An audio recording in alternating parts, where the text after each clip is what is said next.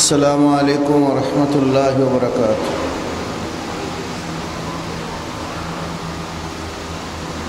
ان الحمد للہ نحمده ونستعینه ونستغفره ونعوذ باللہ من شرور انفسنا ومن سیئات اعمالنا من يهده الله فلا مضل له ومن يضلل فلا هادي له وأشهد أن لا إله إلا الله وحده لا شريك له وأشهد أن محمدًا عبده ورسوله أما بعد فأعوذ بالله السميع العليم من الشيطان الرجيم من همزه ونفخه ونفسه بسم الله الرحمن الرحيم وما آتاكم الرسول فخذوه وما نهاكم عنه فانتهوا عن معاذ بن جبل رضي الله عنه قال كنت مع النبي صلى الله عليه وسلم في سفر فأصبحت يوما قريبا منه ونحن نسير فقلت يا رسول الله أخبرني بعمل يدخلني الجنة ويباعدني عن النار قال لقد سألتني عن عظيم وإنه ليسير على من يسره الله عليه تعبد الله ولا تشرك به شيئا وتقيم الصلاة وتؤتي الزكاة وتصوم رمضان وتحج البيت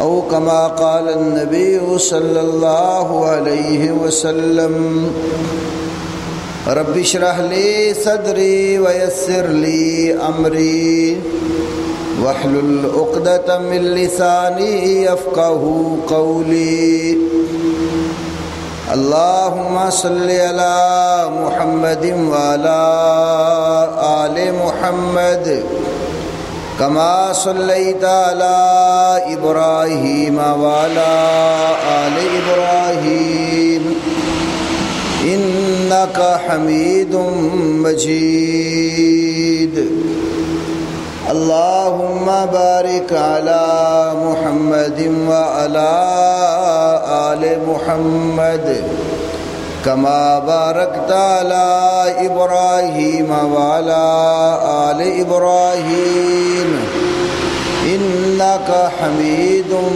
مجيد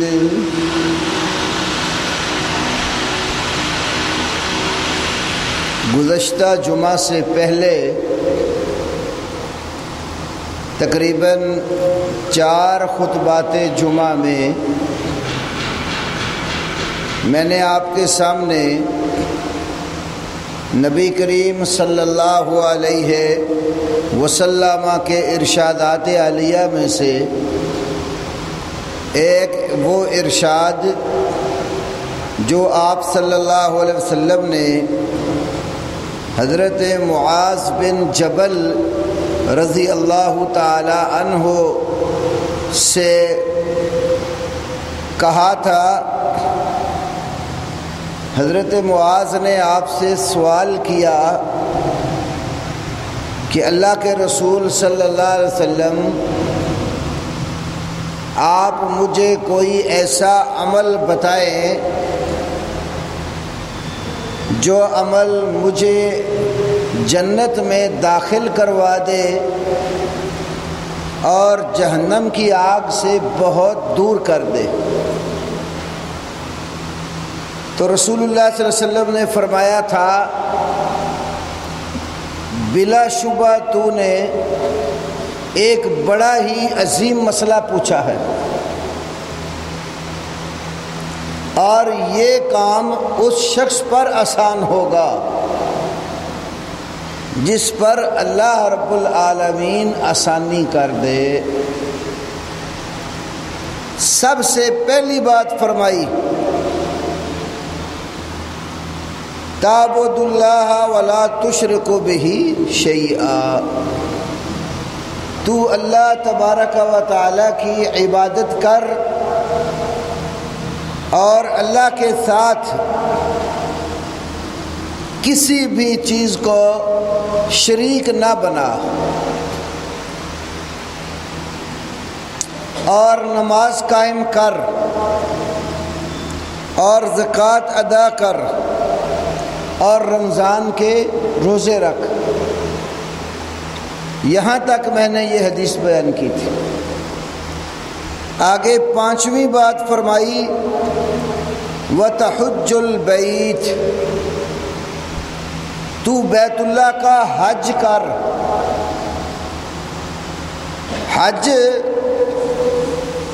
اسلام کے 5 بنیادی ارکان میں سے ایک رکن ہے، اور ہر اس مسلمان صاحب استطاعت پر فرض ہے جو بیت اللہ جانے کی طاقت رکھتا ہو، کیونکہ اللہ رب العالمین نے قرآن حکیم میں فرمایا ہے وَلِلَّهِ عَلَى النَّاسِ حِجُّ الْبَيْتِ مَنِ اسْتَطَاعَ إِلَيْهِ سَبِيلًا، جو بندہ اللہ کے گھر کی طرف جانے کی استطاعت رکھتا ہے اس کے ذمے اللہ ہی کی خاطر بیت اللہ کا حج ہے۔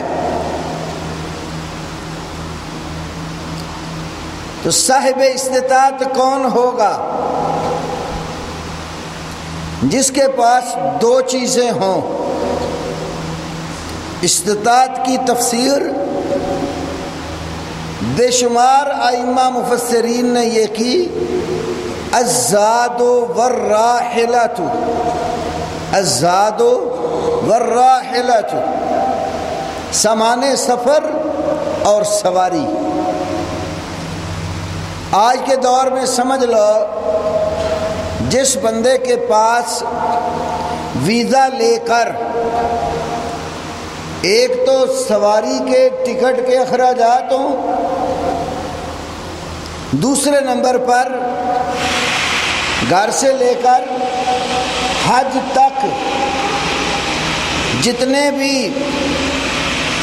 معاملات کھانے پینے کے آتے ہوں اس کے پاس اپنی خوراک کا انتظام، تو زادِ راہ اور سواری، یہ 2 چیزوں کا انتظام جس شخص کے پاس ہو اس کے ذمے حج لازم ہے۔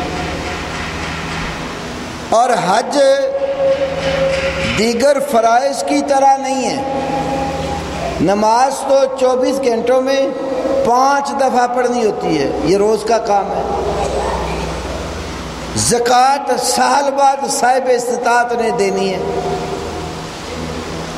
اور رمضان کے روزے ہر سال مسلمان جو طاقت رکھتا روزے کی اس نے رکھنے ہیں۔ لیکن حج جو ہے یہ پوری زندگی میں ایک مرتبہ فرض ہے۔ یہ حدیث صحیح بخاری اور سنن نسائی وغیرہ میں حج کے مسائل کے ضمن میں بیان ہوئی۔ نبی علیہ السلام نے فرمایا ان اللہ فرض علیکم الحج، بعض روایات میں ہے کہ ان اللہ کتب علیکم الحج، دونوں کا مطلب ایک ہی ہے، بلا شبہ اللہ نے تمہارے اوپر حج کرنا فرض کر دیا ہے۔ تو اللہ کے نبی صلی اللہ علیہ وسلم سے ایک صحابی نے کہا افی کل عام یا رسول اللہ، اے اللہ کے رسول، کیا ہر سال حج کرنا فرض ہے؟ اب سائل نے نبی صلی اللہ علیہ وسلم سے اس بات کی وضاحت پوچھ لی۔ اس کو بند کرے گا، ہر سال کیا حج فرض ہے؟ تو آپ صلی اللہ علیہ وسلم نے فرمایا لو قلت نعم لوجبت، اگر میں ہاں کہہ دیتا تو ہر سال ہی حج لازم ہو جاتا، لیکن آپ نے یہ بات بتا دی سال میں زندگی میں ایک مرتبہ حج کرنا فرض ہے۔ اور نبی علیہ السلام کی سیرت میں بھی یہی بات ہے، آپ نے زندگی میں ایک حج کیا ہے، 4 عمرے کیے ہیں۔ تو رسول اللہ صلی اللہ علیہ وسلم نے اپنی امت کو یہ بات بتا دی کہ زندگی میں ایک بار حج فرض ہے، اس کے بعد نفلی ہے، ہر سال کر سکتے ہو کرو، نہیں تو ایک بات اور ارشاد فرمائی، زندگی بھر جو صاحب استطاعت ہے اس کو چاہیے ہر 5 سال بعد ایک دفعہ بیت اللہ ضرور جائے، ورنہ وہ اللہ کی بہت ساری نعمتوں سے محروم ہو جاتا۔ تو مال اللہ نے دیا ہو تو 5ویں سال بعد کعبے چکر لگائے جا کر، بڑے بڑے خوش نصیب ہیں جو ہر سال حج پہ ہوتے ہیں۔ عمرہ کرنے کے لیے بھی رمضان میں کئی لوگ ایسے ہیں جو رہتے ہی حرم میں ہیں، ہر سال ان کی بکنگ ہوتی ہے، اللہ نے استطاعت دی ہوئی چلے جاتے ہیں۔ بیت اللہ دنیا میں سب سے زیادہ عظمت والا گھر ہے، سب سے زیادہ ثواب اچھے عمل کا بدلہ وہ کعبے میں ملتا ہے۔ یہاں ایک نماز کا ثواب ایک ہی، جماعت سے پڑھ لو تو 27 درجے، وہی نماز آپ کعبے میں پڑھ لو، یہاں 1 کا ثواب وہاں 1 لاکھ کا ثواب۔ 1 لاکھ نمازیں تھوڑی نمازیں نہیں ہیں۔ تو جو لوگ 40 دن جاتے ہیں، کم از کم 30 دن ان کے مکہ میں حرم کے اندر گزرتے ہیں، 150 نماز 30 دنوں کی، جنہیں پڑھنی نصیب ہو جائے کعبے میں، اور ایک نماز کا 1 لاکھ ثواب، تو 150 نمازیں پڑھی ہوں، تو ثواب کی حد ہے۔ پھر باقی ساتھ اذکار بھی کرتا ہے، طواف بھی کرتا ہے، عمرے بھی کر لیتا ہے۔ تو حج ایک اللہ کی عظیم نعمت ہے۔ اور اس کی ایک اور چیز بھی سمجھ آتی ہے، یہ جتنی کائنات اللہ نے بنائی ہے نا، اور اس کائنات کے اندر بہت زیادہ عظمت اور شرف اس انسان کو دیا، تو انسان کو اللہ رب العالمین نے بہت زیادہ شرف، عزت اور اکرام دے کر درجات میں بلندی بھی اللہ نے عطا کی۔ جتنا شرف دیا اتنا ہی اللہ رب العالمین نے اچھے اعمال کا صلہ بھی بڑھا دیا۔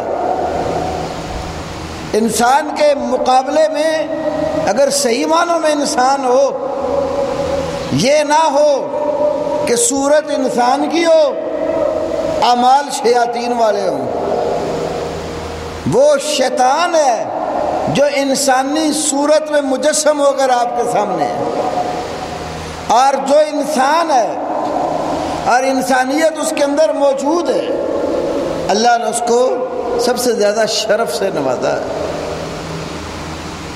تو جتنا شرف بڑھا دیا اتنا ہی اللہ نے کعبے لے جا کر اس کا اجر بڑھا دیا۔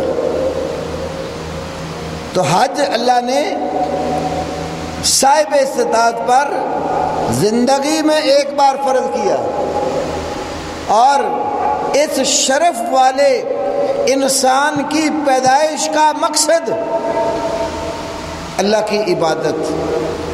وما خلقت الجن والانس الا لیعبدون، اور میں نے جنوں اور انسانوں کو محض اپنی عبادت کے لیے پیدا کیا ہے۔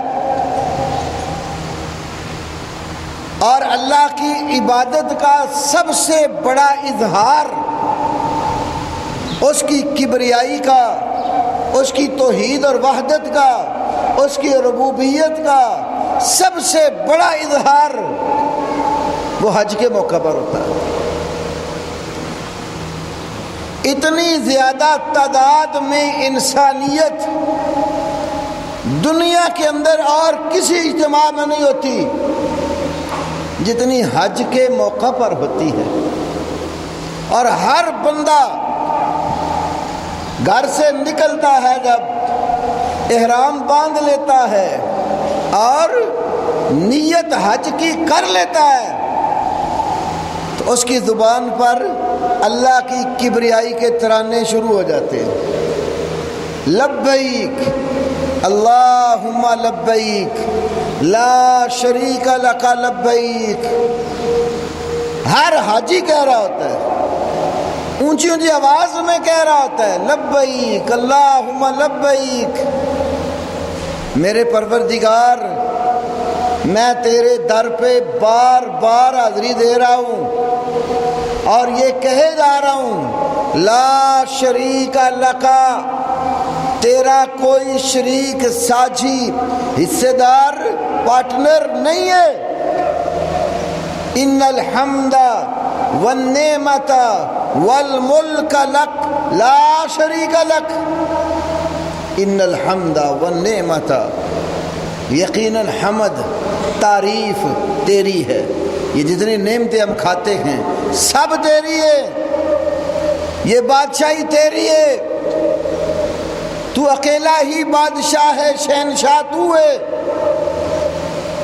یہ ملوکیت بادشاہی اور تیری نعمتیں اور اس پر تعریف حمد اور شکر یہ سب تیرے لیے ہے۔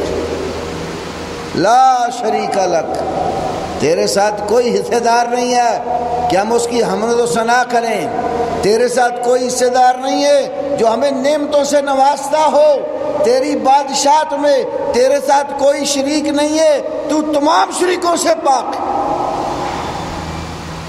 حرم داخل ہوتا ہے، تلبیہ بند کرتا ہے، سیدھا مطاف میں پہنچ جاتا ہے، طواف کرتا ہے، طواف میں بھی اللہ کی کبریائی بیان ہو رہی ہوتی ہے، ذکر و اذکار کر رہا ہوتا ہے، نبی صلی اللہ علیہ وسلم کی سنت سے آپ ذرا طواف کے اذکار پہ غور کریں۔ طواف شروع کرتا ہے حجر اسود کے پاس سے، بیت اللہ کے یہ سمجھو 4 کونے، ایک کونے پر حجر اسود لگا ہوا ہے، اس کے ساتھ ملتزم اور کعبے کا دروازہ ہے، اس سے پھر اگلے کنارے کی طرف جب آتا ہے تو حتیم کی دیوار شروع ہو جاتی ہے، حتیم کی دیوار ختم ہوتی ہے، پھر اگلے ادھر والے کنارے پہ آتا ہے تو یہاں رکن یمانی ہے جہاں پر استلام کیا جاتا ہے، پھر حجر اسود پہ آتا ہے، ایک کونے سے طواف شروع کیا، مکمل چکر حجر اسود تک آئے گا تو اس کا ایک طواف ہوگا۔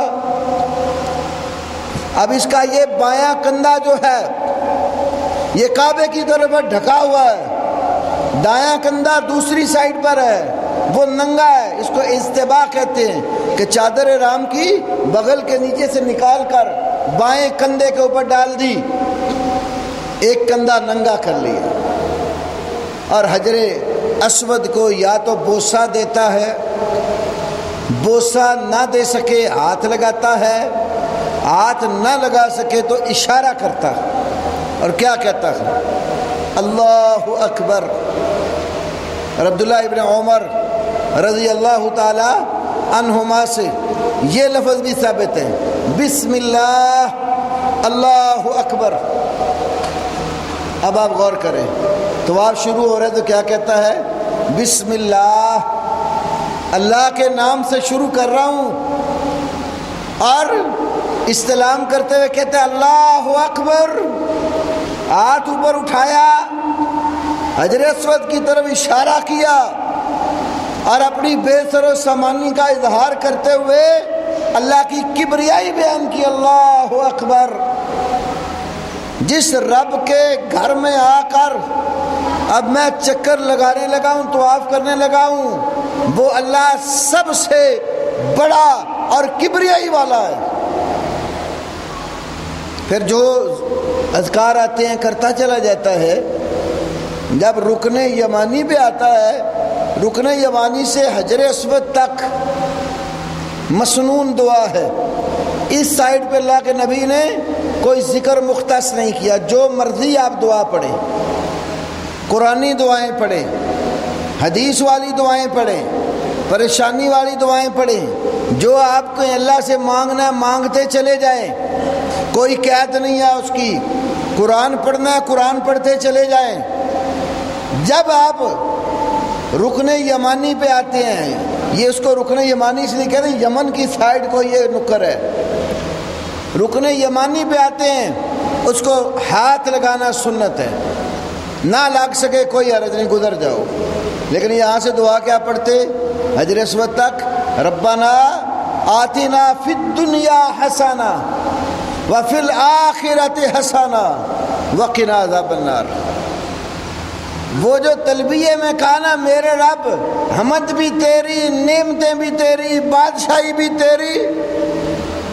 اب ربنا آتنا فی الدنیا میں اللہ سے نعمتیں مانگ رہا ہے، ربنا اے ہمارے رب، آتنا فی الدنیا حسنہ، دنیا کی زندگی میں بھی ہمیں حسنہ، اچھائی بھلائی عطا کر۔ ہر نیک کام وہ حسنہ ہی شمار ہوتا ہے، ہر اچھا کام وہ حسنہ ہے۔ وفی الآخرۃ حسنہ، آخرت میں بھی بھلائی، انہیں اچھا بدلہ عطا کر۔ وقنا عذاب النار، پروردگار ہمیں آگ کے عذاب سے بچا لے۔ کعبے کا طواف کرتے ہوئے اللہ رب العالمین کی پکڑ سے، اس کے عذاب سے، جہنم کی سزاؤں اور وعیدوں سے اپنے پروردگار سے ہی پناہ مانگتا۔ اس طرح کل 7 چکر لگاتا ہے، اور ہر بار حجر اسود کے پاس دور اگر ہے تو اس طرح اشارہ کر کے اللہ کی کبریائی بیان کرتا، اللہ اکبر۔ اور جو بھائی گئے ہیں انہوں نے دیکھا ہوگا غلاف کعبہ جو ہے، غلاف کعبہ پر جو حجر اسود والی سائیڈ ہے، اس نکر پر تکبیر کے یہی کلمات لکھے ہوئے، اللہ اکبر اللہ اکبر، اور باقی 3 کونوں میں کہیں اللہ اکبر نہیں لکھا ہوا۔ وہ بھی دور سے ہی بندے کو نشاندہی ہو جاتی ہے کہ جس کنارے پہ اللہ اکبر کہہ کر اللہ کی کبریائی بیان کی گئی ہے، یہاں سے میرے طواف کی ابتدا ہے اور انتہا بھی یہاں ہے۔ تو ہر طواف کر شروع کرتے وقت اللہ اکبر۔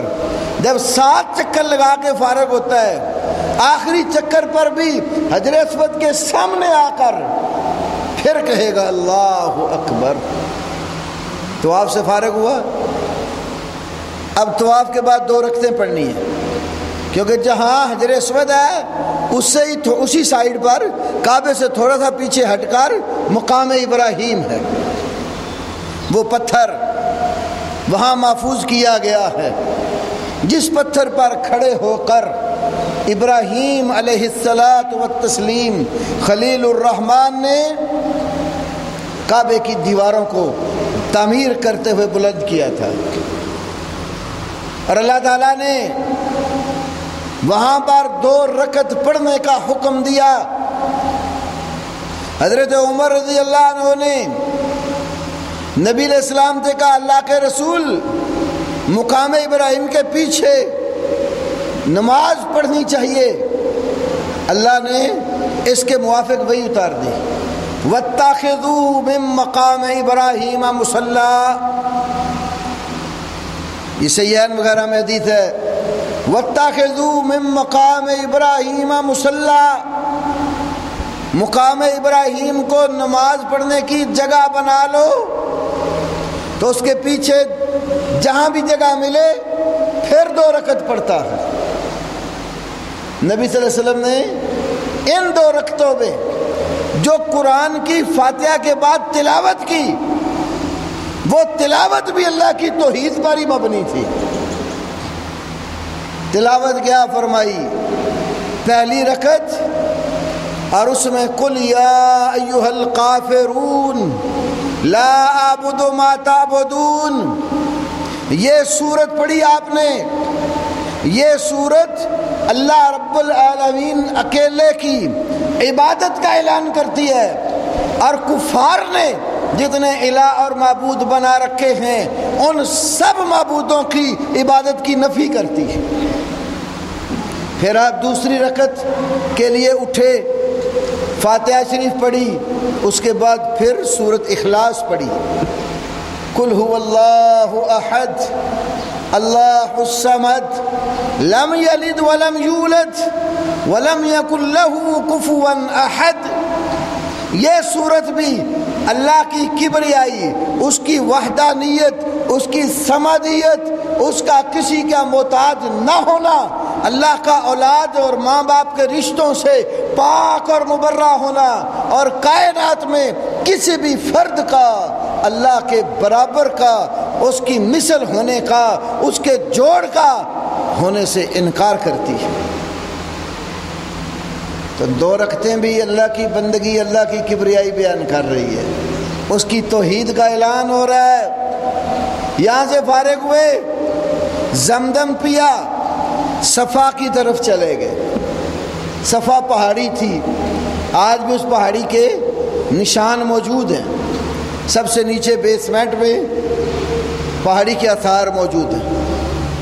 صفا کی طرف گئے، ان الصفا والمروہ من شعائر اللہ پڑھتے ہوئے کہ صفا اور مروہ یہ اللہ کی نشانیوں میں سے عظیم نشانی ہے، یہ آیت پڑھتے ہوئے صفا پہاڑی پہ چڑھ گئے۔ پھر کیا کیا؟ کعبے کی طرف رخ کر لیا، پہاڑی پہ چڑھے، کعبے کی طرف رخ کر لیا، دعا کے لیے مبارک ہاتھ اٹھا لیے، اور 3 بار کیا کہا؟ لا الہ الا اللہ وحدہ لا شریک لہ، لا الہ الا اللہ وحدہ انجز وحدہ ونصر عبدہ وہزم الاحزاب وحدہ۔ یہ کلمہ 3 بار توحید پر مبنی ہے۔ لا الہ الا اللہ وحدہ، اللہ کے سوا کوئی عبادت کے لائق نہیں ہے، وہ اکیلا ہے۔ لا شریک لہ، اللہ کا کوئی شریک اور حصے دار نہیں ہے۔ لہ الملک و لہ الحمد، یہ بادشاہی بھی اسی کی ہے، حمد و ثنا بھی اسی کی ہے۔ وہو علی کل شیء قدیر، وہ اللہ اکیلا ہر چیز پر کمال قدرت رکھتا ہے۔ لا الہ الا اللہ وحدہ، اللہ اکیلا ہے، اس کا کوئی شریک نہیں ہے، وہ ایک ہی عبادت کے لائق ہے۔ انجز وعدہ، اس اللہ نے اپنے وعدے کو پورا کر دیا۔ وَنَصَرَ عَبْدَهُ، اس نے اپنے بندے کی مدد کر دی۔ وَحَزَمَ الْأَحْزَابَ وَحْدًا، جتنے لشکر اتحادی فوجیں کفر کی مسلمانوں کو نیست و نابود کرنے کے لیے آئی تھیں، اللہ نے حزم الاحزاب وحدہ، اس اکیلے پروردگار نے سارے لشکروں کو شکست دے دی۔ کتنا توحید پر مبنی کلمہ ہے یہ! اللہ تعالیٰ کی کبریائی کا، اس کی توحید اور وحدت کا، غیر اللہ کی بندگی کی نفی کا سب سے بڑا جس مجمع میں اظہار ہوتا ہے وہ حج کا مجمع ہوتا ہے۔ ایک وقت وہ بھی تھا جب رسول اللہ صلی اللہ علیہ وسلم کو مکہ مکرمہ سے نکال دیا گیا تھا، ہجرت پر مجبور کر دیا گیا تھا، اور رسول پاک صلی اللہ علیہ وسلم جب کعبے سے نکلے تھے کعبے کو خطاب کر کے کہا تھا تجھے چھوڑ کر جانے کو میرا جی نہیں چاہتا، لیکن یہاں کے لوگ رہنے نہیں دیتے، بڑے مجبور کر دیے گئے۔ پھر صدیق اکبر رضی اللہ تعالی عنہ کی رفاقت اور صحبت میں نکلے اور کعبے کے اندر 360 الہ اور معبود بنا کر رکھے ہوئے تھے۔ اب اللہ نے سارے لشکروں کو شکست دی۔ وہ پیغمبر جو اپنے ایک ساتھی کے ساتھ رات کی تاریکی میں مکہ سے مہاجر ہو کر نکلے تھے، ایک دن ایسا آیا دن کے اجالے میں 10,000 کا لشکر جرار لے کر فاتحانہ مکہ میں داخل ہوئے تھے، اور کعبے میں 360 الہ اور معبود جو بنا کے کافروں نے رکھے تھے کعبے میں داخل ہوئے، اور بتوں کو توڑتے ہوئے کیا کہہ رہے تھے؟ قل جاء الحق وزهق الباطل ان الباطل كان زهوقا۔ میرے نبی آج یہ اعلان کر دیجئے، قل کہہ دو جاء الحق وزهق الباطل، حق آ چکا ہے اور باطل بھاگ گیا ہے، ان الباطل کان زہوقا، اور بلا شبہ باطل دم دبا کے بھاگنے والا ہے۔ مکہ فتح کر لیا، 2000 کے قریب لوگ فتح مکہ کے موقع پر اسلام میں داخل ہو گئے، 12,000 کی فوج تیار ہو گئی، اور اللہ کے نبی صلی اللہ علیہ وسلم نے پھر کچھ صحابہ کی قیادت میں لشکر تیار کیے، اور کعبے کے گرد و بیش میں جتنے الہ اور معبود اور بت خانے بنا کر لوگ ان کی پوجا میں لگے ہوئے تھے، لات منات عزا جیسے بت جو بنائے ہوئے تھے، اور وہاں لوگ عبادات جا کر کرتے تھے، خالد بن ولید رضی اللہ عنہ انہیں عزا دیوی کو توڑنے کے لیے بھیج دیا، دیگر بتوں کی طرف اور صحابہ کو روانہ کر دیا، کعبے کے آس پاس علاقے کو بھی بتوں سے پاک کر دیا، اور ایک اللہ کی وحدت اور توحید کا اعلان عام کر کے فرمایا۔ اللہ نے اس موقع پر پوری سورت جو قرآن کی سب سے آخر میں اتاری وہ سورہ توبہ ہے، جس میں فرمایا انما المشرکون نجس فلا یقربوا المسجد الحرام بعد عامهم ھذا، یہ شرک کرنے والے لوگ پلید ہیں، آج کے بعد مسجد حرام کے قریب بھی نہ آئیں، یہ اعلان کر دیا۔ اور پھر آپ وہاں سے نکلے قبیلہ بنو حوازن کی طرف، وہ بڑا جنگجو قبیلہ تھا، غزوہ حنین ہوا، اللہ نے وہاں بھی فتح سے نوازا۔ غرض میں یہ کر رہا تھا، ایک وقت تھا کعبے میں اللہ کے سوا غیروں کی بندگی کے لیے بت بنا کر پوجے جاتے تھے، اللہ نے اپنے نبی محمد صلی اللہ علیہ وسلم کے ہاتھوں مکہ جب فتح کروایا بت پاش پاش کر دیے، اور آپ نے پہاڑی پر صفا پہ چڑھ کے اعلان کر دیا الحمدللہ الذی لا الہ الا اللہ وحدہ انجز وعدہ ونصر عبدہ وہزم الاحزاب وحدہ۔ آج کبریائی، بڑائی، توحید اور الوہیت اللہ رب العالمین کی ہے، اسی کا اعلان ہے جس کے سوا کوئی عبادت کے لائق نہیں ہے۔ اس نے اپنے وعدے پورے کر دیے، اپنے بندے یعنی محمد صلی اللہ علیہ وسلم کی اس نے مدد کی ہے، اور اکیلے اس سارے لشکروں کو شکست دے دی۔ 3 بار یہ کعبے کی طرف منہ کر کے یہ دعا کے کلمے کہے، وہاں سے اترے، پھر مروہ کی طرف چلے گئے۔ جب مروہ پہ پہنچے وہاں بھی کعبے کی طرف رخ کر کے ہاتھ اٹھا کر 3 مرتبہ یہی توحید والے کلمے کہے۔ تو میرے بھائیو، حج اللہ کی کبریائی کا اعلان ہے، اس کی بڑائی کا اعلان ہے، اس کی وحدت کا اعلان ہے، اس کے ما سوا کائنات میں جتنے الہ اور معبود بنا کر ان کی عبادت کی جاتی ہے سب الہوں کی نفی کا اعلان ہے۔ تو یہ اللہ تعالیٰ نے امت مسلمہ کے صاحب استطاعت لوگوں پر زندگی میں ایک مرتبہ فرض کر دیا۔ حج کے بہت سارے مسائل ہیں، وقت کی قلت کے پیش نظر 2-4 میں آپ کے سامنے رکھتا ہوں۔ حج انسان کی زندگی بھر کے گناہوں کا کفارہ ہے۔ زندگی میں جتنے گناہ بندے نے کیے ہوتے ہیں،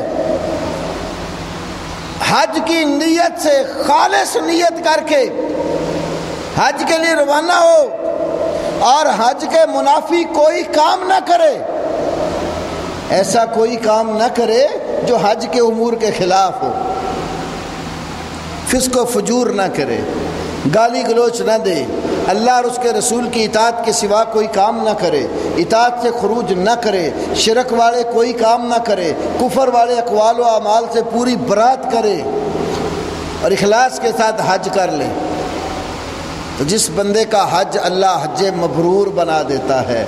نبی علیہ السلام نے فرمایا لیس لہ جزاء الا الجنہ، حج مبرور کی جزا سوائے جنت کے اور کچھ نہیں ہے۔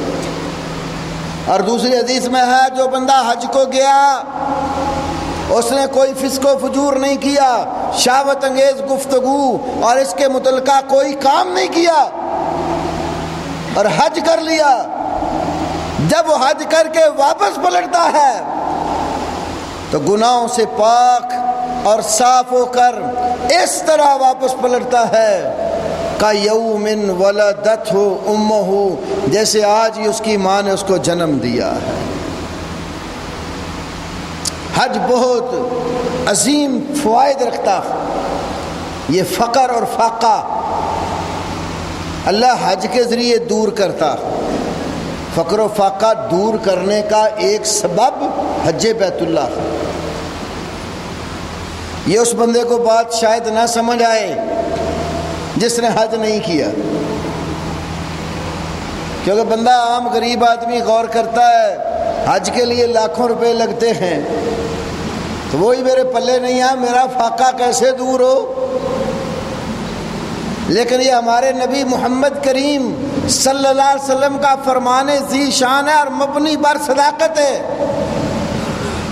فرمایا تابعوا بین الحج والعمرہ، حج اور عمرہ آگے پیچھے کرتے رہا کرو، فإنہما ینفیان الفقر، حج اور عمرہ دونوں کرنے سے یہ دونوں کام فقر کی نفی کر دیتے ہیں۔ سن 2006 میں مجھے پہلی بار موقع ملا جانے کا، یہ ہمارے حاجی غلام مصطفیٰ صاحب بھی میرے ساتھ تھے اور بھی کچھ بھائی تھے، ہم نے بڑی مشکل سے انتظام کیا، اللہ تعالیٰ نے لگن پیدا کر دی، دن رات کر کے محنت کی، تیاری تو ہو گئی، گئے بھی جس طرح ہم وہ ہمیں ہی معلوم ہے کہ کس طرح کتنی مشقت سے ہم وہاں پہنچے، لیکن اس کے بعد الحمدللہ رب العالمین، میں نے کئی بار اس بات کا تجربہ کیا ہے، اللہ نے فقر اور تنگ دستی دور ہی رکھی ہے، اور کئی دفعہ اللہ تعالیٰ نے کعبہ جانے کا موقع دیا ہے، مسجد نبوی اور مدینہ الرسول دیکھنے کا موقع دیا ہے۔ اللہ تعالیٰ کے نبی جو بات کہتے ہیں، بظاہر شاید ہمیں کئی باتیں عجیب لگتی ہوں، ہمارے نبی کی کہی ہوئی کوئی بات بھی جھوٹی نہیں ہوتی۔ ہر بات جو نبی علیہ السلام کہہ دیتے ہیں وہ ہو کر رہتی ہے۔ تو آپ کتنے، میں خود کتنے ایسے لوگوں کو جانتا ہوں جن کے حالات انتہائی ناگفتہ بے تھے، حج کی طرف رخ کر لیا، عمرے کا پروگرام بنا لیا، اللہ سال میں یا 2 سال بعد کم از کم توفیق دے دیتا، پھر چلے جاتے ہیں۔ میرے ساتھ پڑھانے والے کتنے اساتذہ ہیں، اب اس ایک استاد کی کتنی تنخواہ ہو سکتی ہے، لیکن ایک دفعہ ہمت کر کے چلے گئے۔ اب میں کئی اساتذہ کو دیکھتا ہوں ہر سال عمرہ کرنے چلے جاتے ہیں۔ تو حج اور عمرہ، بیت اللہ کی زیارت، یہ بے شمار برکات کا باعث ہے۔ اللہ رب العالمین اپنے بندے کے گرے ہوئے آنسوؤں کو ضائع نہیں کرتا۔ جب ایمان والا بندہ کعبے جا کر کعبے کی زیارت کرتا ہے اور اس کے حضور رو رو کر جھولی پھیلا کر مانگتا ہے، اللہ اپنے بندے کے آنسوؤں کی قدر کرتا ہے۔ اللہ اکبر۔ حج کے مسائل میں اسی طرح، اگر کسی شخص نے اپنا حج کر لیا ہو اور اس کے والدین، عزیز و اقارب، رشتہ داروں میں، دوست احباب میں کوئی شخص فوت ہو چکا ہو، اس کی طرف سے حج یا عمرہ کرنا چاہے تو حج بدل ہو جاتا ہے۔ ابو داؤد میں حدیث ہے، رسول اللہ صلی اللہ علیہ وسلم حج کر رہے تھے، ایک بندہ اونچی اونچی آواز میں کہہ رہا ہے، لبیک ان شبرما، لبیک ان شبرما، میرے رب میں شبرما کی طرف سے حاضر ہوں، میں شبرما کی طرف سے حاضر ہوں۔ آپ نے پوچھا یہ شبرما کون ہے؟ کہنے لگا میرا عزیز ہے، رشتہ دار ہے، بھائی ہے۔ آپ نے فرمایا تو نے اپنا حج کیا ہے؟ کہنے لگا یا رسول اللہ اپنا تو حج بھی میں نے نہیں کیا۔ فرمایا اس دفعہ اپنا حج کر، اگلی بار اس کی طرف سے کر لینا۔ اگر کوئی شخص زندہ ہے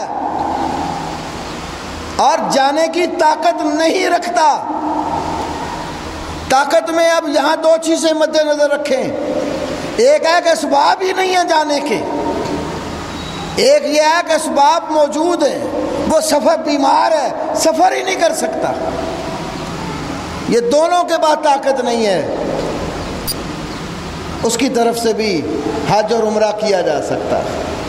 ابو داود میں، نسائی میں، صحیح ابن خزیمہ میں حدیث ہے، ایک صحابی ابو رزین العقیلی رضی اللہ تعالیٰ عنہ کہتے ہیں یا رسول اللہ ان ابی لا یستطیع الراحلہ، میرا باپ سواری پر بیٹھنے کی طاقت ہی نہیں رکھتا، کیا میں اس کی طرف سے حج کر لوں؟ رسول اللہ صلی اللہ علیہ وسلم نے فرمایا حج عن ابی کا واتمر، حج عن ابی کا واتمر، اپنے باپ کی طرف سے حج بھی کر اور عمرہ بھی کر۔ تو حج بھی کسی کی طرف سے کیا جا سکتا ہے، اس سے یا تو فوت ہو گیا ہے یا زندہ ہے اور حج کرنے کی طاقت نہیں ہے، طاقت خواہ مال و زر کی صورت میں نہیں ہے، یا مال و زر تو ہے، بیمار اور لاغر اتنا ہے کہ وہ سفر نہیں کر سکتا، تو اللہ تعالیٰ نے اس میں یہ رخصت رکھی ہے، دوسرا مسلمان بھائی اس کی طرف سے کر سکتا ہے۔ ہم نے یہ بھی دیکھا ہے کتنے لوگ جنہوں نے اپنے حج کیے ہوتے ہیں جا رہے ہوتے ہیں، عام حج پر اگر پرائیویٹ کرتا ہے 4.5 پونے 5 لاکھ کے قریب خرچ آ جاتا ہے، وہ اس طرح جانے والے کو آدھے پیسے دے کر حج بدل کروا لیتے ہیں۔ سعودیہ میں نے بہت سارے لوگوں کو دیکھا ہے، تو وہ پھر خاص طور پر ہمارے وہاں کے کئی طالب علم، کئی علماء انہیں کہہ دیتے ہیں ہمارے فلاں شخص کی طرف سے جو بدل کرنا ہے کروا دے، وہ جتنے واجبی اخراجات ہیں وہ دے کے حج کروا لیتے ہیں، تو حج بدل بھی ہو جاتا ہے، عمرہ بھی دوسرے کی طرف سے ہو جاتا ہے۔ تو رسول اللہ صلی اللہ علیہ وسلم نے فرمایا باپ کی طرف سے حج بھی کر اور عمرہ بھی کر۔ تو جب اپنا فریضہ ادا کر چکے، اپنے فریضے کی ادائیگی کے بعد پھر یہ فریضہ ایسا ہے جو دوسرے کی طرف سے بھی ہو جاتا ہے۔ اسی طرح حج صبر کی عظیم نعمت سکھاتا ہے، کیونکہ حج میں بڑی مشکلات آتی ہیں، حج میں انسان کو بڑی مشقت اٹھانی پڑتی ہے، خاص طور پہ وہ لوگ جنہیں اللہ تعالیٰ نے پیدل حج کرنے کی توفیق دی۔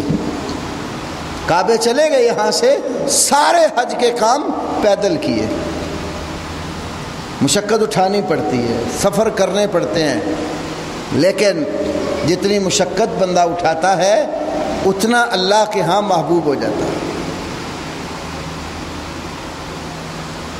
مشقت جب سفر کی آتی ہے تو ظاہر ہے اس نے کوئی ایسا جملہ اپنی زبان سے نہیں نکالنا جو اللہ کو ناراض کرے۔ وہ مشقتیں بندے کو صبر سکھاتی ہیں، صبر ایک عظیم نعمت ہے، حج کے ذریعے یہ صبر کی نعمت بھی پیدا ہوتی ہے۔ ایک سال سن 2012 میں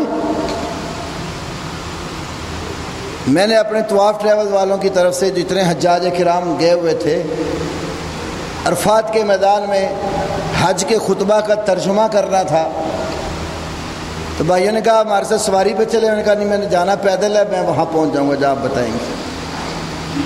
خیر ہم پیدل حرم سے نکلے اور عرفات کے مینا سے نکلے ہم، تو عرفات کے میدان میں ظہر سے پہلے پہنچے، لیکن اتنا زیادہ رش تھا نمرہ مسجد سے آگے، تقریباً یہاں سے یہ پارک کی آخری نکر تک کا سفر ہوگا جو میں نے 3 گھنٹوں میں کیا۔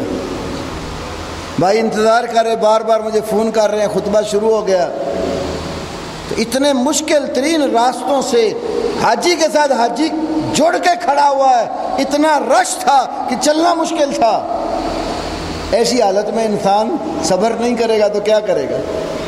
بے صبری کرے گا تو اجر ضائع ہو جائے گا۔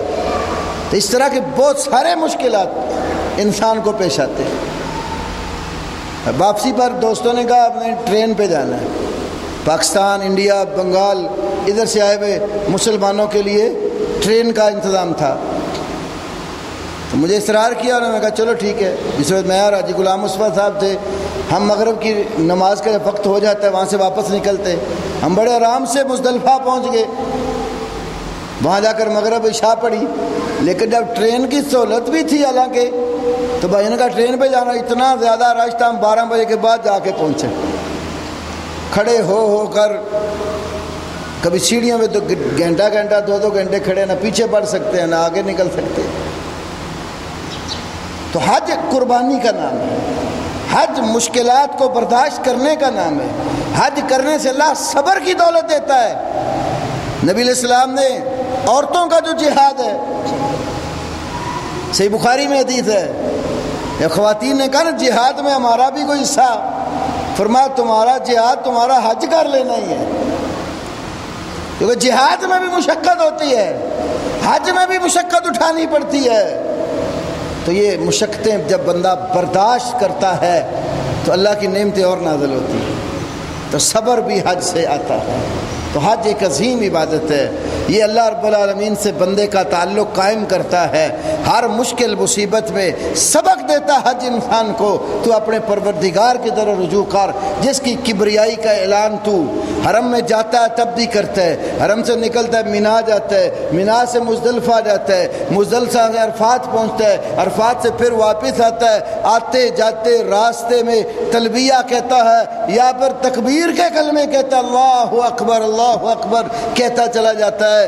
ہر 2 صورتوں میں اللہ رب العالمین کی کبریائی بیان کر کے یہ عقیدہ سیکھ لیتا ہے کہ میری تمام مشکلات کا حل کرنے والا ایک اللہ ہے، اسی اللہ کے در پہ میں جھکتا ہوں اور اسی کے آگے دستے سوال دراز کر کے تو میں اللہ سے مانگتا ہوں۔